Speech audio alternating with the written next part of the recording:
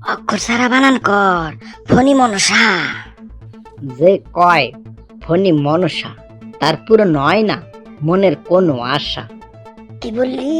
আশা? সে ছিল আমার নানার ভালোবাসা, তবে মালটা ছিল খাসা, ব্যবহারটা ছিল চাষা, মুখটা ছিল হাসা হাসা। তার বাবা ছিল গোলাম উদ্দিন পাশা। তোর কথা শুনলে আমার মাথায় ধরে আগুন, সে আগুনের সিদ্ধ করি মনের বাগুন। বেগুন ভর্তা খাইতে ভালো, যদি না ধরে পোকায়।